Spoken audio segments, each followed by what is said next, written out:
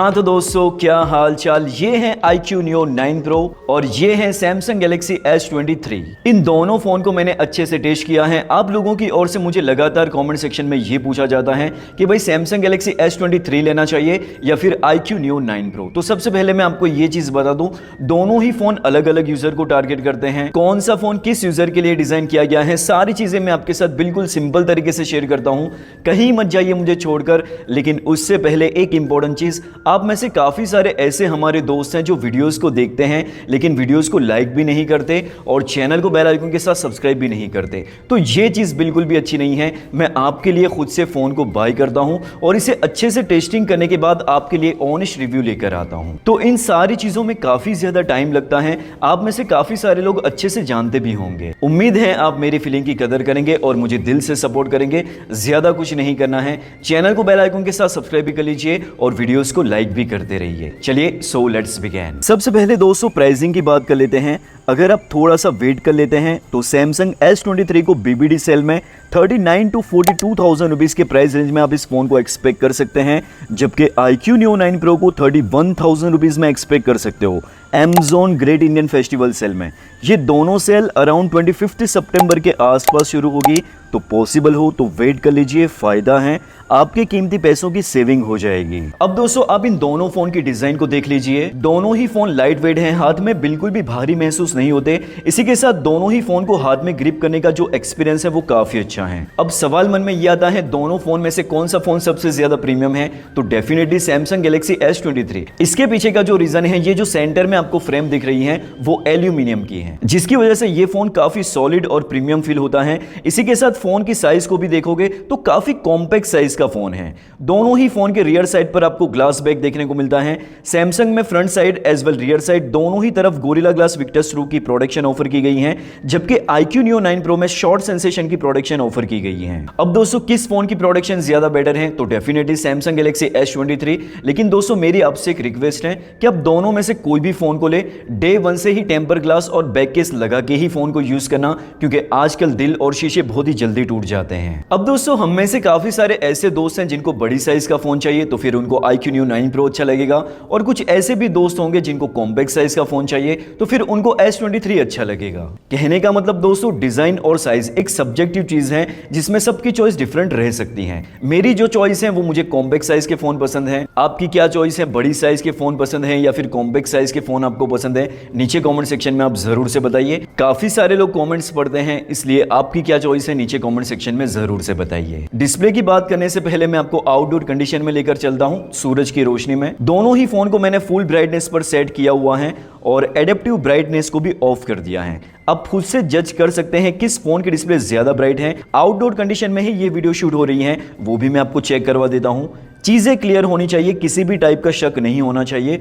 देखा जाए तो दोनों ही फोन की डिस्प्ले विजिबल हैं, लेकिन ज्यादा bright display iQOO Neo 9 Pro की है। दोनों ही फोन में AMOLED डिस्प्ले ऑफर की गई है। Samsung Galaxy S23 में 6.1 इंच की एक कॉम्पैक्ट साइज की डिस्प्ले है और 120 हर्ट्ज का रिफ्रेश रेट, जबकि दूसरी ओर iQOO Neo 9 Pro में 6.78 इंच की 1.5 के AMOLED डिस्प्ले है और गेमिंग खेलते वक्त इसका रिफ्रेश रेट 144 हर्ट्ज तक जाता है। इसके बारे में हम अभी आगे बात करते हैं। दोनों ही फोन की बेजल की नजर करोगे तो काफी पतले बेजल हैं, चिन भी काफी ज्यादा पतली है, नियरली आप फुल स्क्रीन बोल सकते हैं। इतना ही नहीं, दोनों ही फोन में आपको वाइड वाइन L1 का सपोर्ट भी मिल जाता है। डिस्प्ले को लेकर मुझे दोनों ही फोन से कोई भी प्रॉब्लम देखने को नहीं मिली।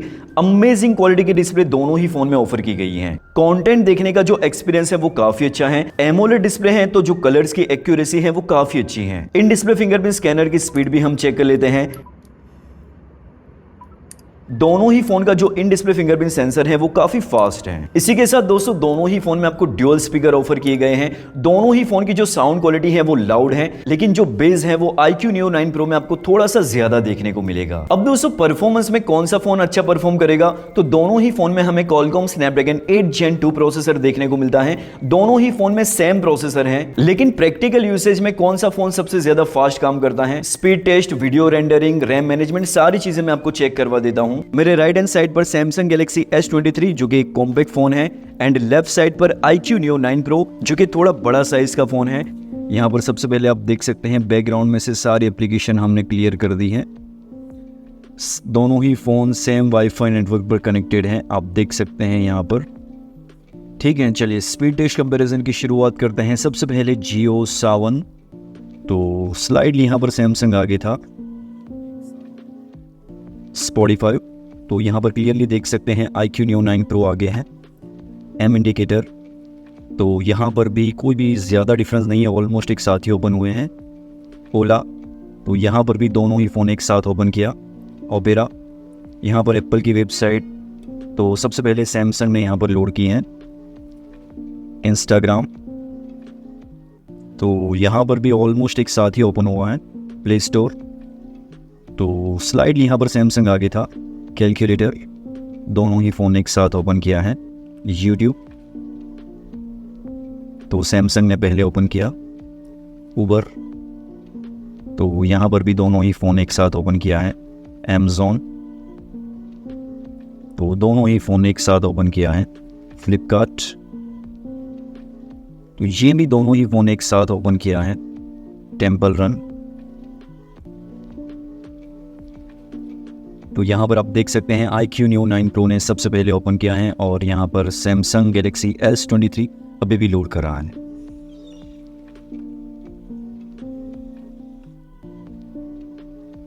सबवे सफर, क्लियरली देख सकते हैं iQOO Neo 9 Pro ने पहले ओपन किया है। काइन मास्टर,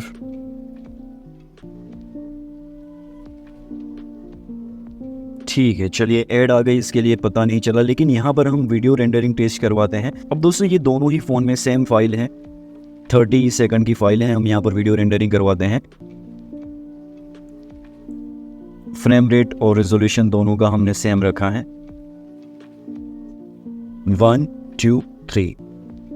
देखते हैं कौन सा फ़ोन सबसे पहले यहाँ पर वीडियो रेंडरिंग करता है। तो आप क्लियरली देख सकते हैं iQOO Neo 9 Pro आगे यहाँ पर चल रहा है। तो आप देख सकते हैं यहाँ पर iQOO ने सबसे पहले वीडियो रेंडरिंग कर लिया है और अभी भी सैमसंग यहाँ पर।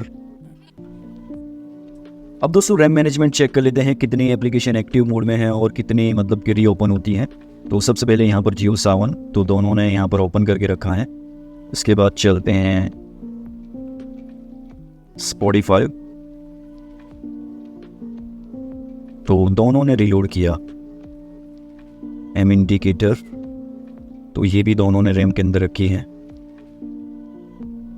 ओला, तो ये भी रैम के अंदर है, किसी ने मतलब कि रीलोड नहीं किया है। ओपेरा, तो ये भी रैम के अंदर ही है, किसी ने रीलोड नहीं किया। इंस्टाग्राम, तो ये भी रैम के अंदर ही है, किसी ने रीलोड नहीं किया है। प्ले स्टोर, ये भी किसी ने रीलोड नहीं किया, रैम के अंदर ही है। कैलकुलेटर, ये भी दोनों ने रैम के अंदर रखा था। इसके बाद यूट्यूब, ये भी रैम के अंदर ही है, किसी ने रीलोड नहीं किया। उबर, तो ये सैमसंग ने रीलोड किया, iQOO ने रैम के अंदर रखा था। अमेज़ॉन, तो ये भी किसी ने रीलोड नहीं किया, रैम के अंदर ही था। फ्लिपकार्ट देख लेते हैं,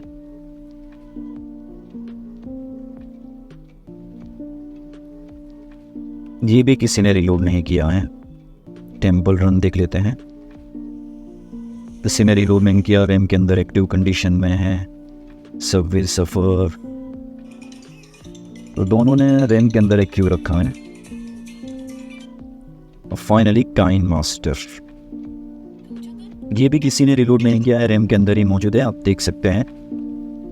ओवरऑल देखा जाए तो दोनों ही फोन एप्लीकेशन को स्पीडली ओपन कर लेते हैं। कोई ज्यादा डिफरेंस नहीं है टाइम के अंदर कि भाई एप्लीकेशन इसने लेट ओपन की, इसने सबसे पहले ओपन की, कोई ज्यादा डिफरेंस नहीं है। इसी के साथ दोनों ही फोन का रैम मैनेजमेंट भी अच्छा है, तो रैम मैनेजमेंट को लेकर भी मुझे दोनों ही फोन से कोई भी दिक्कत देखने को नहीं मिली। लेकिन जब बात आती है वीडियो रेंडरिंग की, तो वहां पर आपने क्लियरली देखा iQOO Neo 9 Pro ने काफी अच्छा परफॉर्म किया है, मतलब स्पीडली वीडियो को रेंडर कर देता है। अब दोस्तों गेमिंग की बात करें तो सैमसंग गैलेक्सी S23 में जेंशन, इंपैक्ट, BGMI ये सभी गेम आप हाईएस्ट सेटिंग पे खेल सकते हैं। कैजुअल गेमिंग 15 मिनट आधा घंटा आपने खेल लिया तो कोई दिक्कत नहीं है। लेकिन सैमसंग गैलेक्सी S23 जो फोन है वो स्पेशली गेमर्स के लिए नहीं है, क्योंकि आप जानते होंगे इसमें बड़ी बैटरी नहीं है, तो उसकी वजह से बैटरी बैकअप हमें कम देखने को मिलता है। उसकी वजह से ये फोन कोई स्पेशली गेमर्स के लिए नहीं है, तो ये चीज आप ध्यान में रखना। लेकिन जब बात आती है हैवी गेमिंग की, मतलब कि अगर आपकी प्रायोरिटी बस गेमिंग ही है, तो यहाँ पर iQOO Neo 9 Pro काफी अच्छा परफॉर्म करता है। आज के टाइम पर गेमिंग के लिए सबसे अच्छा फोन iQOO Neo 9 Pro है, अगर इसे हम कंपेयर करते हैं दूसरे ब्रांड के स्मार्टफोन से। मैं आपको ऐसा क्यों बोलता हूं, तो सारी चीजें मैं आपके साथ क्लियर कर देता हूं, क्योंकि दोनों ही फोन में प्रोसेसर तो सेम है, लेकिन iQOO में डेडिकेटेड Q1 चिप ऑफर की गई है, जिसकी वजह से परफॉर्मेंस में इसका एडवांटेज मिलता है। जो भी आप प्रोसेस करवाते हो वो शेयर हो जाती है, काम तेजी से होता है और फोन हीट भी नहीं होता और बैटरी कंजप्शन भी कम होता है। अभी आगे बैटरी लाइफ की बात करते हैं। गेमिंग की बात करें तो कोई भी गेम हो, एस्पालाइन, BGMI, कॉल ऑफ ड्यूटी, ये सभी स्मूथ तरीके से चलती है। इसके पीछे का जो सबसे बड़ा रीजन है वो है Q1 चिप। गेमिंग करते वक्त लेफ्ट साइड पर गेमिंग टूल्स आते हैं, इसमें आप 3 चीजें कर सकते हैं। गेमिंग के फ्रेम रेट को बूस्ट कर सकते हैं अप टू 144 हर्ट्ज तक, डिस्प्ले क्वालिटी को भी आप इंक्रीज कर सकते हैं एंड रिजोल्यूशन को भी आप बढ़ा सकते हो। इसी के साथ जो गेम सपोर्ट करती है 144 हर्ट्ज का रिफ्रेश रेट, वहां पर कांस्टेंट 144 हर्ट्ज का रिफ्रेश रेट भी देखने को मिलता है। अब दोस्तों दोनों ही फोन का जो 128GB स्टोरेज वाला वेरिएंट है वहां पर UFS 3.1 का स्टोरेज का टाइप है, जबकि 256GB वाला जो वेरिएंट है वहां पर UFS 4.0 का स्टोरेज का टाइप है। तो ऑब्वियसली 256GB वाला जो वेरिएंट है वो ज्यादा बेटर है अगर इसे हम कंपेयर करते हैं 128GB इंटरनल स्टोरेज वाले वेरिएंट से। अब प्रैक्टिकल लाइफ में डिफरेंस इतना भी ज्यादा नहीं होगा, लेकिन ऑन पेपर देखा जाए तो 256GB वाला जो वेरिएंट है वो ज्यादा बेटर है। अब दोस्तों बैटरी बैकअप को लेकर काफी ज्यादा कंफ्यूजन है कि भाई Samsung Galaxy S23 का बैटरी बैकअप कैसा है और iQOO Neo 9 Pro का बैटरी बैकअप कैसा है, तो वो भी मैं आपसे क्लियर कर देता हूं। तो यहां पर आपको Samsung में 3900 mAh की बैटरी ऑफर की गई है, बट आप फोन को हैवी यूज करोगे, जैसे कि ज्यादा गेमिंग करना, वीडियो लंबे समय तक देखना,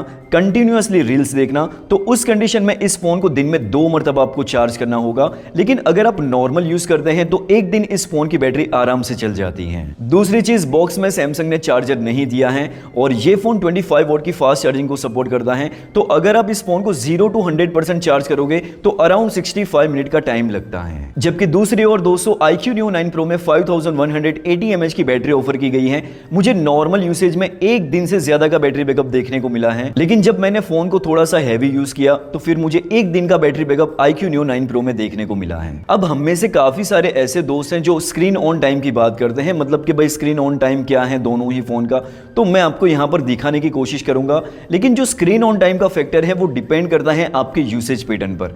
मेरा जो यूसेज है वो कुछ अलग होगा, आपका जो यूसेज है वो कुछ अलग होगा, तो ये चीज डिपेंड करती है आपके यूसेज पैटर्न पर। अब दोस्तों iQOO Neo 9 Pro की जो मुझे सबसे अच्छी चीज लगी वो है ये 120 वॉट का फास्ट चार्जर, जो आपको बॉक्स में ही देखने को मिल जाएगा, अलग से परचेज करने की जरूरत नहीं है। और इस फोन को 0 to 100% फुल चार्ज करने में अराउंड 25 मिनट का टाइम लगता है, यानी कि बैटरी भी बड़ी है और चार्जिंग स्पीड भी अच्छी है। तो battery backup and charging speed के मामले में क्लियरली विनर है iQOO Neo 9 Pro। अब दोस्तों कैमरा का क्या हिसाब किताब है वो भी मैं आपको सिंपल चीजों में एक्सप्लेन कर देता हूं। Samsung Galaxy S23 में रियर साइड पर ट्रिपल कैमरास का सेटअप ऑफर किया गया है। 50 मेगापिक्सल का प्राइमरी कैमरा सेंसर, 10 मेगापिक्सल का टेलीफोटो लेंस और 12 मेगापिक्सल का अल्ट्रा वाइड एंगल लेंस। इसी के साथ सेल्फी कैमरा भी 12 मेगापिक्सल का है। दूसरी ओर iQOO Neo 9 Pro के रियर साइड पर आपको ड्यूअल कैमरास का सेटअप ऑफर किया गया है।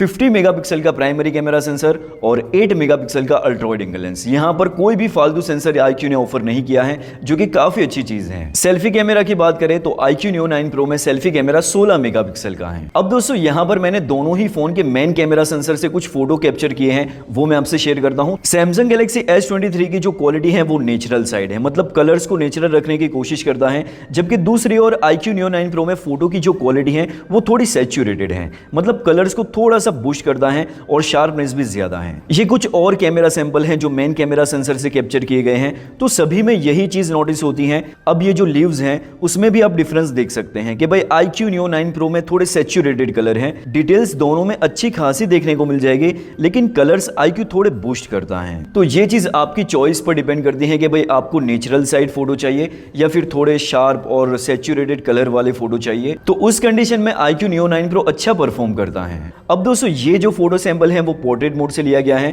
तो पोर्ट्रेट मोड में मुझे iQOO अच्छा लगा। अब दोस्तों ये चीज जरूरी नहीं है कि जो फोटो मुझे अच्छी लगी है वो आपको भी अच्छी लगनी चाहिए, सबकी चॉइस डिफरेंट होती है। ये photo ultra wide angle lens से ली गई है, तो यहाँ पर मुझे सैमसंग अच्छा लगा। उसके पीछे का रीजन iQOO में जो सनलाइट है वो थोड़ी ज्यादा एक्सपोज हो चुकी है। हालांकि इस चीज को नॉर्मल एडिटिंग से आप सॉल्व कर सकते हैं, ये कोई बहुत बड़ी बात नहीं है। ये फोटो मैंने नाइट में कैप्चर की है, तो यहाँ पर मुझे iQOO Neo 9 Pro की फोटो ज्यादा अच्छी लगी। आपकी क्या चॉइस है आप मुझे नीचे कमेंट सेक्शन में बता सकते हैं। अब दोस्तों वीडियो क्वालिटी की बात करते हैं, तो दोनों ही फोन के रियर कैमरा से ये वीडियो शूट हो रही है। 4K 60 FPS पर। स्टेबलाइजेशन देख लीजिए, सैमसंग की वीडियो काफी स्टेबल है, जबकि IQ में हल्के हल्के जिटर देखने को मिलते हैं। वीडियो क्वालिटी के मामले में सैमसंग गैलेक्सी S23 काफी ज्यादा बेटर है अगर इसे हम कंपेयर करते हैं IQ Neo 9 Pro से। सेल्फी कैमरा में भी सैमसंग गैलेक्सी S23 अच्छा परफॉर्म करता है अगर इसे हम कंपेयर करते हैं IQ Neo 9 Pro से। ओवरऑल दोस्तों, अगर मैं आपको शॉर्ट और सिंपल चीजों में कहूं तो अगर आपकी प्रायोरिटी फोटो और वीडियो दोनों चीजें अच्छी होनी चाहिए तो उस कंडीशन में आप सैमसंग गैलेक्सी S23 को कंसीडर कर सकते हो। लेकिन अगर आपकी प्रायोरिटी है कि भाई मुझे मेन कैमरा सेंसर से अच्छी फोटो मिलनी चाहिए, इसी के साथ पोर्ट्रेट फोटो भी अच्छी होनी चाहिए, मतलब थोड़ी सिनेमेटिक होनी चाहिए, मैं वीडियो क्वालिटी की बात नहीं कर रहा हूं, फोटो क्वालिटी की बात कर रहा हूं, तो उस कंडीशन में IQ Neo 9 Pro भी अच्छा है। अब दोस्तों कॉल क्वालिटी की बात करूं तो दोनों ही फोन की कॉल क्वालिटी अच्छी है। दोनों ही फोन में आप बिना अनाउंस मतलब कि चुपके से कॉल रिकॉर्डिंग कर सकते हैं। इसी के साथ 5G नेटवर्क की बात करूं तो मैंने दोनों ही फोन में 5G नेटवर्क को चेक किया, दोनों ही फोन में अच्छी परफॉर्मेंस है। 5G को लेकर भी मुझे कोई भी दिक्कत देखने को नहीं मिली। IP68 की रेटिंग आपको सैमसंग में देखने को मिल जाएगी, IQ में देखने को नहीं मिलेगी। इसी के साथ दोस्तों IQ Neo 9 Pro में आपको IR ब्लास्टर सेंसर देखने को मिल जाता है, जिसके जरिए आप होम अप्लायंसेस को एज अ रिमोटली कनेक्ट कर सकते हैं, जबकि ये चीज सैमसंग में नहीं है। सॉफ्टवेयर की बात करूं तो दोनों ही फोन Android 14 पर रन करते हैं, तो यहां पर भी लेटेस्ट वर्जन है, तो कोई दिक्कत वाली बात नहीं है। IQ में आपको 3 साल के एंड्रॉइड अपडेट देखने को मिलेंगे और 4 साल के सिक्योरिटी पेज के अपडेट देखने को मिलेंगे, जबकि सैमसंग में एंड्रॉइड अपडेट 4 साल के हैं और सिक्योरिटी पेज अपडेट 5 साल के देखने को मिलेंगे। सॉफ्टवेयर एक्सपीरियंस की बात करूं तो जैसे कि आप जानते हैं सैमसंग का जो One UI है वो सबसे अच्छा UI माना जाता है, तो मैंने पर्सनली जितना टेस्ट किया तो मुझे सैमसंग का One UI का जो एक्सपीरियंस है वो काफी अच्छा लगा अगर इसे हम कंपेयर करते हैं IQ के फन टच UI से। अब दोस्तों फाइनल वर्डिक्ट की बात करें कि भाई कौन सा फोन किस यूजर के लिए डिजाइन किया गया है, तो सबसे पहले सैमसंग गैलेक्सी S23 की बात करते हैं कि भाई ये फोन किन लोगों के लिए है। अगर आपकी प्रायोरिटी है कैमरास अच्छे होने चाहिए, दूसरी चीज कि भाई मुझे एक कॉम्पैक्ट साइज का फोन चाहिए, इसी के साथ इन हैंड फीलिंग भी प्रीमियम होनी चाहिए, अच्छा सॉफ्टवेयर एक्सपीरियंस चाहिए और परफॉर्मेंस भी अच्छी होनी चाहिए, मैं गेमिंग की बात नहीं कर रहा हूं, तो इस कंडीशन में आप सैमसंग गैलेक्सी S23 को कंसीडर कर सकते हैं। लेकिन दो चीजों के साथ आपको कॉम्प्रोमाइज करना पड़ेगा, एक तो है बैटरी लाइफ, जो कि अगर आप ज्यादा यूज करोगे तो दिन में 2 मरतबा इस फोन को चार्ज करना पड़ेगा। नॉर्मल यूज है तो आराम से आपका एक दिन निकल जाएगा, कोई दिक्कत वाली बात नहीं है। दूसरी चीज, इस फोन के अंदर आपको चार्जर देखने को नहीं मिलता और अगर आप 25 वॉट की स्पीड से अगर आप इस फोन को चार्ज करते हो तो इस फोन को चार्ज होने में अराउंड 65 मिनट का टाइम लगता है, तो ये चीज आप ध्यान में रखना। अब दोस्तों IQ Neo 9 Pro किन लोगों के लिए है, तो अगर आपकी प्रायोरिटी है कि भाई मुझे हार्ड कोर गेमिंग चाहिए, मतलब गेमिंग परफॉर्मेंस अच्छी होनी चाहिए, गेमिंग परफॉर्मेंस के अंदर कोई भी कॉम्प्रोमाइज नहीं चाहिए, दूसरी चीज बैटरी बैकअप अच्छा होना चाहिए और फोन 0 to 100% 25 मिनट में फुल चार्ज हो जाना चाहिए, इसी के साथ मेन कैमरा सेंसर से अच्छी फोटो कैप्चर होनी चाहिए, पोर्ट्रेट मोड से थोड़ी सिनेमैटिक फोटो कैप्चर होनी चाहिए, कंटेंट वॉचिंग के लिए थोड़ी बड़ी डिस्प्ले होनी चाहिए, तो इस कंडीशन में आप IQ Neo 9 Pro को कंसीडर कर सकते हैं। बाकी दोस्तों इन दोनों फोन में से आप कौन सा एक फोन कंसीडर करोगे, आप मुझे नीचे कमेंट सेक्शन में बता सकते हो। इसी के साथ अगर आपका कोई भी सवाल है तो आप मुझे नीचे कमेंट सेक्शन में जरूर से बताइए, मैं पूरी कोशिश करूंगा आपको रिप्लाई देने की। मैंने काफी सारे लोगों को रिप्लाई दिया है, ये आप देख सकते हैं, तो जितना हो सके मैं रिप्लाई देने की पूरी कोशिश करता हूं ताकि आप लोगों की हेल्प हो सके। बाकी दोस्तों मैं आपका इंतजार करूंगा नेक्स्ट वीडियो में, तब तक के लिए ख्याल रखिए अपना और अपने चाहने वालों का। शुक्रिया।